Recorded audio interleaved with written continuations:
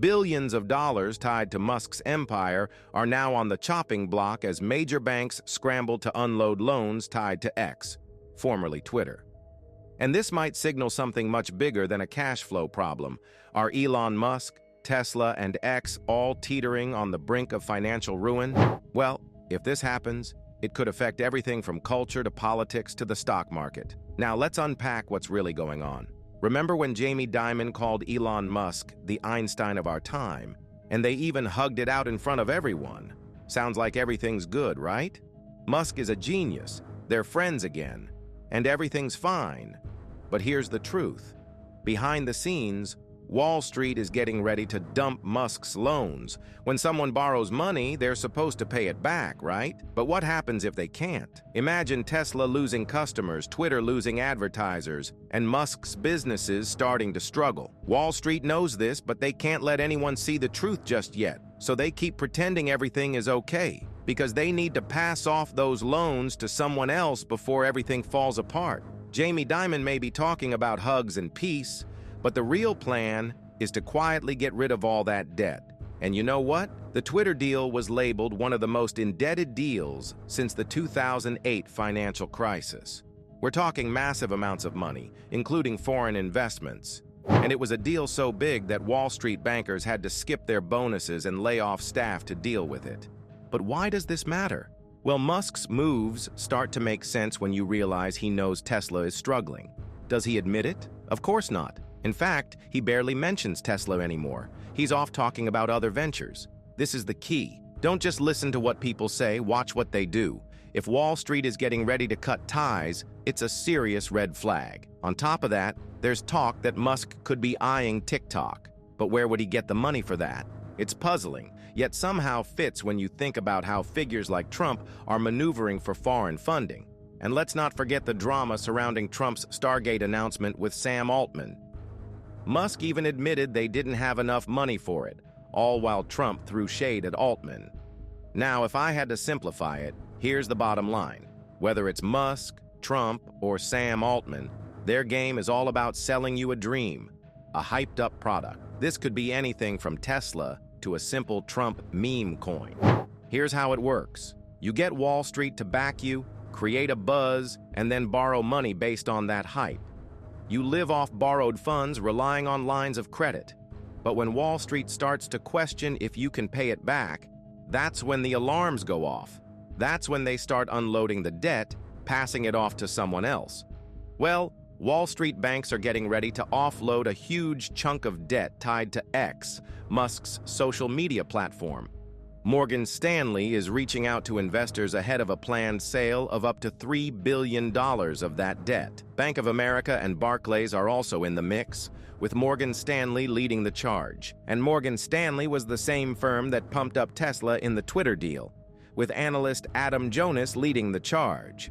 Because Musk owes them the most money, so of course, they're pushing the hype. Now, to sell the debt, they need to convince investors that X's finances are in better shape. And guess what? Musk's rising influence and his alliances, especially with Trump. The pitch to investors goes like this. Hey, Musk is connected to the president, he's working on major deals like TikTok, and X is getting tons of traffic. It's all good, trust us. Things are getting really interesting now. You could argue that being close to President Trump, who has his own set of problems, could either be a smart move or a risky one. But in the world Musk operates in, it's all about how you spin things. It's like trying to make something look better than it really is. Here's the twist. Some investors are actually interested in buying Musk's company debt, thinking the company's finances will improve. But here's the catch. Musk himself said something different in a private email. He admitted, "Our user growth is stagnant, revenue is unimpressive, and we're barely breaking even." So while some investors think things are getting better, Musk is saying things aren't as great as they seem. And just when you think things couldn't get worse, here's another shocker. Tesla is recalling 1.2 million cars in China because of safety issues, just like in the US. This problem affects Teslas all over the world. The issue is with the rear-view cameras not working, and it's a serious problem for millions of cars. Tesla always seems to have something going on. Recently, they made updates to their cars, but the problem is that they've integrated almost everything into the touchscreen. It's kind of like turning your car into a giant smartphone. And it's not just about the controls. Tesla has bigger plans. They recently announced a robo-taxi that's going to be fully screen-driven, with no pedals or steering wheel. Essentially, the car will drive itself, and you won't even be able to take control. But Musk is also pushing to eliminate the penny. From his point of view, this could help reduce regulations and make it easier to protect his businesses from scrutiny. It's a strategy to cut costs and redirect money toward his companies, while distracting people with small savings, like, hey, we're saving you $79 million on pennies. It's all part of the game. And then there is this interesting development. Now you can invest in SpaceX through ETFs, but what's the real cost of that? If we're being honest, it's true. Cryptos like Bitcoin, Tesla, and SpaceX have all seen a rise ever since Musk and Trump became involved in the game. Wall Street has been riding this wave, but now it seems like they're trying to get out as everything peaks. Adding to the mix, the SEC recently reversed a rule that blocked Wall Street banks from dealing with crypto. Before, when banks had Bitcoin and other crypto on their balance sheets, they had to label it as a liability. Now, they can classify it as an asset.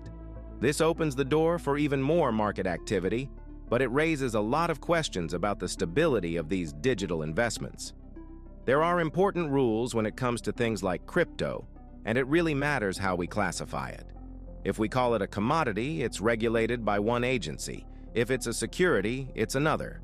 But right now, Musk and Trump are looking to cut down on those regulations. Here's where it gets tricky. Companies like SpaceX and Twitter are privately owned. And with private equity firms going after things like 401ks, there's a lack of transparency that makes it even harder to know what's really going on. The whole point of this is to avoid scrutiny.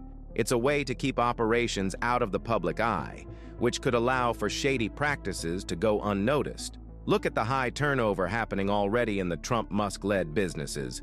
People quitting, top lawyers leaving, and even venture capitalists pulling out.